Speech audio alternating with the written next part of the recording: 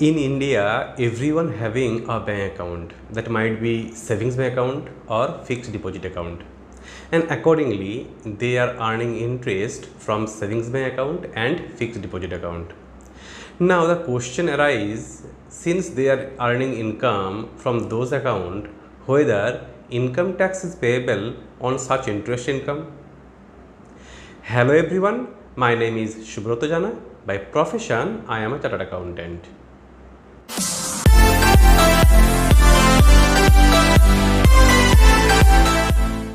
Today's topic of discussion is whether tax is payable on savings bank account interest and fixed deposit interest. इस topic को अच्छे से समझने के लिए टैक्स पेयर को दो पार्ट में डिवाइड करना है. टैक्स पेयर मतलब जो टैक्स पे करता है या जिसका टैक्स लायबिलिटी अराइज होते हैं बिकॉज ऑफ हायर इनकम. तो टैक्स पेयर जिसका एज लेस देन 60 है वो हो जाएगा एक कैटेगरी. एक टैक्स पेयर जिसका एज 60 है या उससे ज़्यादा है वो हो जाएगा और एक category.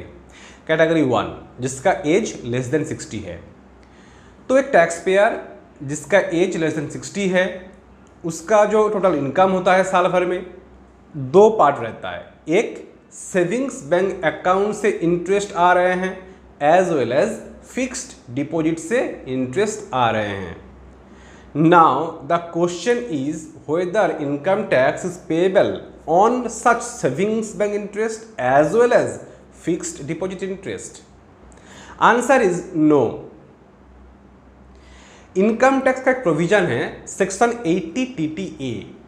Section 80 TTA says that if a person having age less than 60 and earning savings bank interest in India, in that case up to 10,000 interest is available for deduction.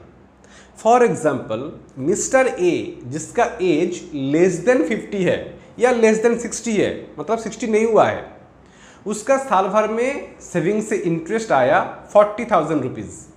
तो उस केस में उस पर्सन को tax जो पे करना है वो करना है 40,000 minus 10,000 that is equal to 30,000 के ऊपर 10,000 का फ्लैट डिडक्शन मिलता है सेविंग्स बैंक अकाउंट का इंटरेस्ट से. अभी एक टैक्स पेयर है जिसका इंटरेस्ट अर्न हुआ है फ्रॉम सेविंग्स अकाउंट इज ₹8,000. तो उस केस में कितना होगा? तो नॉर्मल सा लॉजिक ये है, आप जितना अर्न करोगे उससे ज़्यादा आप डिडक्शन क्लेम कर ही नहीं सकते. सो if you are earning savings interest 8,000, then you may claim up to 8,000 only. If you earn savings interest more than 10,000, in that case you can take the reduction of maximum limit that is 10,000. ये हो गया first part. Second आते हैं tax payer जिसका as less than 60 है and earning interest from fixed deposit. Fixed deposit से जो भी इंटरेस्ट आते हैं एंटायर इंटरेस्ट इज टैक्सेबल, मतलब टैक्स पे करना है ऑन सच इंटरेस्ट. इसमें कोई भी बेनिफिट्स नहीं है इनकम टैक्स एक्ट में. सो फाइनल ये निकल के आते हैं एक टैक्स पेयर जिसका एज लेस देन 60 है और सेविंग्स बैंक अकाउंट से जो भी इंटरेस्ट आते हैं अप टू 10,000 तक वो डिडक्शन क्लेम कर सकता है. And any income exceeding 10,000 from savings bank account interest that is chargeable to income tax. And any income और any interest income which arise from fixed deposit is entire amount is taxable under income tax act. ये हो गया first category. Second category is ऐसा tax payer जिसका age 60 है या उससे ज़्यादा है, that is called senior citizen. उस केस में भी दो पार्ट है, एक सेविंग्स अकाउंट, एक fixed deposit.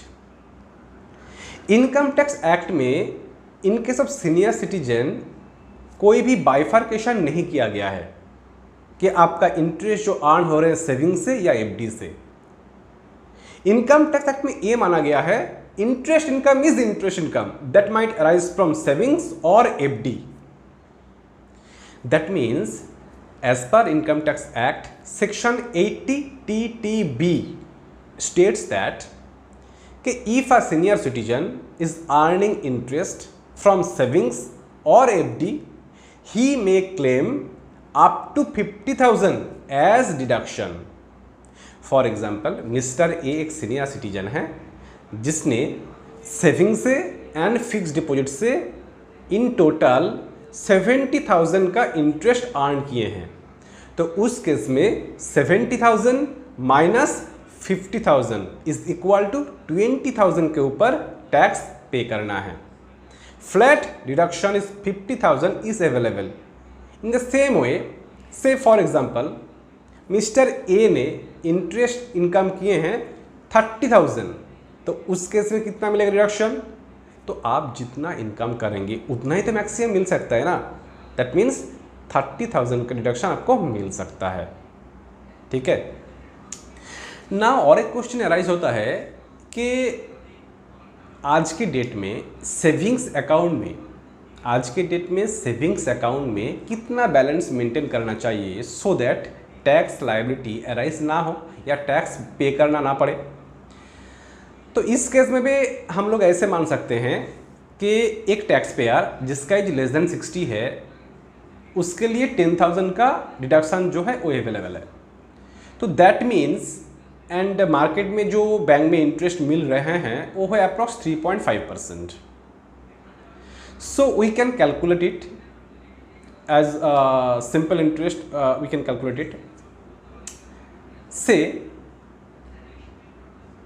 a bank is giving 3.5% per annum interest on savings bank account to a person having age less than 60. In that case, if you calculate it, it will be approx 2.85 lakhs. 2.85 lakhs if you keep in your savings account, then the interest will arise approx 10,000 per annum. So there will be no liability, or there will be no tax liability will be arise from such income. However, if it is in case of senior citizen, then you can multiply it. For example, say bank is giving interest 4% say for senior citizen in savings account. In that case, if you take it the interest income like 50,000, that was the maximum deduction available. So divide it 50,000 divided by 4%. So you will get the principal amount. So this is the topic. I think you have understood everything. Goodbye.